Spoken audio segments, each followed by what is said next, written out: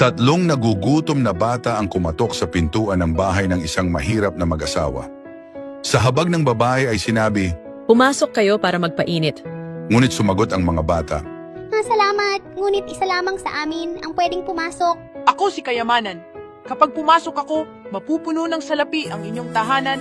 Ako si Tagumpay. Piliin ninyo ako at makakamtan ninyo ang mga malalaking bagay. Ako si Pag-ibig. Kapag pumasok ako, mapupuno ng kapayapaan at kaligayahan ang inyong tahanan. Nag-usap sandali ang mag-asawa at ang asawa ang nagsabi. Sino si Pag-ibig? Mangyaring pumasok ka. Pumasok si Pag-ibig sa bahay at sa kanilang pagtataka, sumunod din ang dalawa pang bata.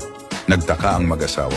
Ngumiti si Pag-ibig at sinabi, Kung saan pumapasok ang pag-ibig, pumapasok din ang lahat ng mabubuting bagay. minsan taimtim nating hinahabol ang salapi at tagumpay, ngunit nakakalimutan ang pinakamahalaga, ang pag-ibig. Itinuro sa atin ng Diyos. Ito ang aking utos na kayo'y mga gibigan sa isa't isa, na gaya ng pag-ibig ko sa inyo. Juan 15:12. Kung naniniwala ka sa kapangyarihan ng pag-ibig, Amen, at mangyaring ibahagi mo ang kwentong ito.